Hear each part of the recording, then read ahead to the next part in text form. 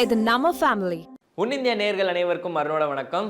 மூணாவது உலகப் போரோட ஆரம்ப புள்ளியா இஸ்ரேலும் ஈரானும் வந்து ஒரு மிகப்பெரிய ஒரு போர் புரிஞ்சுக்கிட்டு இருக்காங்க. ஆக்சுவலாக இது அப்படி தான் சொல்லிட்டு இருக்காங்க நிறைய பேர். இந்த மூணாவது உலகப் போரோட ஆரம்பம் அப்படின்ற மாதிரி சொல்லிட்டு இருக்காங்க. ஓகே, இங்கிட்டு வந்து ஈரான் தாக்கிட்டு இங்கிட்டு இஸ்ரேல் சும்மா இருந்தாலும் பதிலுக்கு இப்போ ஈரான் தாக்க போகிறதா அந்த மாதிரி சொல்லியிருக்கிறாங்க. அது எங்கே எப்போ அப்படின்றது இன்னும் ஃபுல்லாக டீட்டெயில்டாக வரலன்னு சொல்லி தான் நினைக்கிறேன்.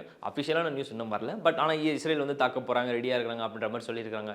பட் எந்தெந்த ஆயுதங்கள்லாம் அவங்கக்கிட்ட இருக்குது, எவ்வளோ சக்தி வாய்ந்த ஆயுதங்கள்லாம் இருக்குது அப்படின்றத வந்து ஒரு லிஸ்ட்டு போட்டு பார்த்தா கிட்டத்தட்ட பயங்கர சக்தி வாய்ந்த ஆயுதங்கள்லாம் வந்து அவங்ககிட்ட இருக்குது. முக்கியமாக அவங்ககிட்ட வந்து ஏரோ வந்து எல்லாருக்குமே தெரியும். 90கள்லையும் 80கள்லையுமே வந்து கிட்டத்தட்ட இந்த ஒரு ஆயுதத்தை உபயோகப்படுத்தாத ஒரு நாடுமே கிடையாது அப்படின்னு தான் சொல்லி ஆகணும் சீரியஸாக. அப்பேற்பட்ட ஒரு அணு ஆயுதத்தில் வந்து கிட்டத்தட்ட இவங்க ஏரோ 1, ஏரோ 2, ஏரோ 3 அப்படின்ற ஒரு 3 வகையான ஆயுதங்களை வந்து வச்சுருக்கிறாங்க. முக்கியமாக சொல்ல போனோம்னா ஏரோ 1 விட 2ம் 3ம் ரொம்ப பயங்கரமாக இருக்கும் அப்படின்ற மாதிரி தான் போட்டிருக்குது. முக்கியமாக வந்து ஏரோ 1ஓட பேட்ரி யூஸும் பவருமே வந்து 2, 3 கம்பேர் பண்ணும்போது கொஞ்சம் கம்மி தான். ஆனால் ஏரோ 1 விட 2, 3ம் வந்து ஸ்பீட்லேயும் சரி சைஸ்லேயும் சரி அந்த எப்படி சொல்கிறது அந்த ஒரு பாதிப்பை இது உண்டாக்குறதும் சரி 1 விட 2, 3க்கும் வந்து அந்த ஒரு சக்தி அதிகம் அப்படின்ற மாதிரி சொல்லியிருக்கிறாங்க. முக்கியமாக வந்து 2 வந்து கொஞ்சம் ஸ்பீடாக இருக்கும், அதே மாதிரி வந்து ஹைட்டு கொஞ்சம் கம்மியாக இருக்கும். ஆனால் 3 வந்து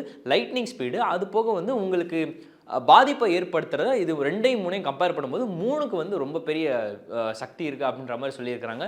ஸோ இந்த ஒரு ஏரோ அப்படின்ற ஒரு மிசைல் வந்து அவங்ககிட்ட இருக்குது. முக்கியமாக ஏரோ மிசைல் வந்து இப்போ 1, 2 விட 3வது ஏரோ மிசைல் வந்து கிட்டத்தட்ட அட்மாஸ்பியர் லெவல்லே வந்து ஏதாவது வேற ஒரு நாடு தாக்கினாலோ அந்த ராக்கெட்டை வந்து இந்த ஏரோ 3ன்ற ஒரு மிசைல் வந்து க்ளீனாக வாஷ் அவுட் பண்ணிடும் அப்படின்ற மாதிரி சொல்லியிருக்கிறாங்க. முக்கியமாக வந்து 1049 மைல் வரைக்கும் கவர் பண்ணக்கூடிய இந்த ஏரோ வந்து இப்போ இஸ்ரேல் கிட்டே இருக்குது. ஆக்சுவலாக வந்து முக்கியமாக இன்னொரு விஷயம், இது எல்லாத்துக்குமே தெரியும் தான், கிட்டத்தட்ட 69% வெப்பன் எல்லாமே சப்ளை பண்ணுறது வந்து அமெரிக்கா தான் அப்படின்ற மாதிரி ஒரு நியூஸ் இருந்திருக்கு. இது எல்லாத்துக்குமே தெரியும், சும்மா ஜஸ்ட் நம்ம சொல்லிக்கிறது தான். ஸோ இது போக வந்து ஏரோ மட்டும்தான் அவங்ககிட்ட இருக்கா அப்படின்னு சொல்லி கேட்டிங்கன்னா கிடையாது.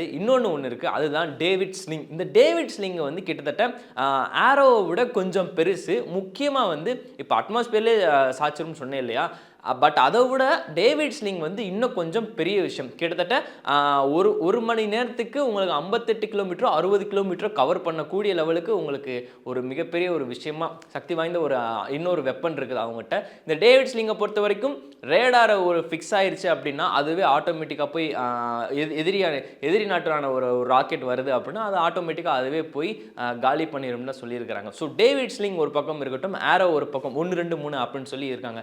ஏரோ 1 ஃபெயில் ஆனாலும் 2, 3 அவங்கக்கிட்ட இருக்குது. ஸோ ஏரோ, அதுக்கப்புறம் டேவிட் ஸ்லிங் இருக்குது.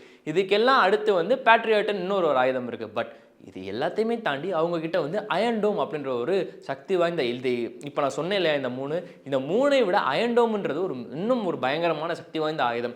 அயன் டோமை பொறுத்த வரைக்கும் அதுவாகவே வந்து கிட்டத்தட்ட ரேடாரில் ஃபிக்ஸ் ஆகி அதுக்கப்புறம் வந்து எந்த வகையிலேருந்து எந்த திசையிலேருந்து தாக்குனா கரெக்டாக இருக்குமோ அந்த திசையிலேருந்து வேற ஒரு எதிரி நாட்டோட ஒரு ராக்கெட் தாக்குறதுக்கு அது ஆட்டோமேட்டிக்காக ஃபங்க்ஷன் ஆகிருக்கும். ஸோ இஸ்ரேல் கண்டுபிடிச்சதில் கிட்டத்தட்ட வந்து இதுதான் ஒரு மிகப்பெரிய சூப்பரான விஷயம் அப்படின்ற மாதிரி நிறைய பேர் சொல்லியிருக்கிறாங்க. இது போக அவங்ககிட்ட இன்னொரு ஜெட் வேறு இருக்குது, அதுதான் F-35 அப்படின்ற ஒரு ஜெட். இந்த F-35 பொறுத்த வரைக்கும் 21st செஞ்சுரி 21ஆம் நூற்றாண்டிலே வந்து இந்த ஒரு ஜெட்டு தான் பவர்ஃபுல்லான ஜெட் அப்படின்ற மாதிரி உலக தரத்தில் பேசப்பட்டு வந்துகிட்டு இருக்கு. முக்கியமாக சொல்ல போனோம்னா அட்வான்ஸ் கம்ப்யூட்டரைஸ்டு ஒரு டிஜிட்டலான ஒரு சவுண்டோட ஒரு எப்படி சொல்கிறது ஒரு எல்லாம் கலந்த கலவை. கிட்டத்தட்ட வந்து உங்களுக்கு மணிக்கு ஒரு 300 கிலோமீட்டர் வேகத்தை கவர் பண்ணக்கூடியது.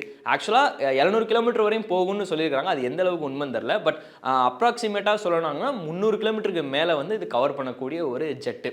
ஸோ இது போக வந்து முக்கியமாக வந்து உங்களுக்கு அவுட்டர் ஸ்பேஸ் வரைக்கும் போகக்கூடிய ஒரு ஜெட்டு அப்படின்ற மாதிரி சொல்லியிருக்கிறாங்க. இதுக்கடுத்து இன்னொரு முக்கியமான விஷயம் என்ன அப்படின்னு சொல்லி பார்த்தீங்கன்னா, உங்களுக்கு ஒரு மலைப்பகுதியிலையோ எங்கேயாவது போய் மாட்டிக்கிட்டீங்க அப்படின்னா இந்த ஜெட்டு மூலமாக வந்து நீங்கள் எங்கே இருக்கீங்க அப்படின்னு சொல்லிட்டு ஈஸியாக ட்ராக் பண்ணிடலான்ற மாதிரி சொல்லியிருக்கிறாங்க. மலைப்பகுதி மட்டும் இல்லை, ஒரு சில நேரம் வந்து கடல் பகுதியாக இருக்கட்டும், இல்லை வந்து ஒரு சுரங்க பகுதியாக இருக்கட்டும், எங்கேயும் இந்த ஜெட்டை வச்சு மாட்டிக்கிட்டாங்க அப்படின்னா ஸோ கம்யூனிகேஷன் டிவைஸ் மூலமாக வந்து நீங்கள் எங்கே இருந்தீங்க அப்படின்னு சொல்லிட்டு கண்டுபிடிச்சிடலான்ற மாதிரி சொல்லியிருக்காங்க. முக்கியமாக உலக நாடுகள் நாடுகள் கிட்டே வந்து இஸ்ரேல் கிட்ட தான் வந்து இந்த F-35 அப்படின்ற ஒரு ஜெட் இருக்கிறதா வந்து அஃபிஷியலாக தெரியும் அது எல்லாருக்கும். ஸோ இந்த மாதிரி ஒரு ஆயுதங்கள்லாம் வச்சிருக்கிறாங்க. ஸோ இப்படி ஒரு கண்டிஷன் போயிட்டு இருக்க போகும்போது இஸ்ரேல் திருப்பி தாக்க போகிறாங்கன்ற மாதிரி சொல்லியிருக்காங்க. இப்போ ரிட்டர்ன் தாக்குனாங்க அப்படின்னா அது எந்த லெவலுக்கு மிகப்பெரிய ஒரு பாதிப்பு ஏற்படும் அப்படின்றது இப்போ வரைக்கும் கிளியராக தெரியல. இருந்தாலுமே வந்து அந்த அளவுக்கு பெருசாக ஆகாதபடி பார்த்துக்கணும் நம்மளும் வேண்டிப்போம். முக்கியமாக வந்து இவங்க இந்த 4 ஆயுதம் முக்கியமாக ஆரோ, அது போக வந்து பார்த்தீங்கன்னா உங்களுக்கு அயன் டோம் இருக்குது, முக்கியமாக F-35 அப்படின்ற ஒரு ஜெட் இருக்குது அண்ட் பேட்ரியாட்டும் இருக்குது. ஸோ இந்த ஒரு 4 ஆயுதத்தை கொண்ட சொந்தக்காரங்க இஸ்ரேல். இந்த இஸ்ரேலோட மிகப்பெரிய ஒரு ஆயுத சக்தியை வச்சுக்கிட்டு எப்படிலாம் ரிப்பீட் இது பண்ண போகிறாங்க அப்படின்றத பொறுத்து தான் பார்க்கணும். அன்புள்ள கிரியஸ், இது நம்ம ஃபேமிலி.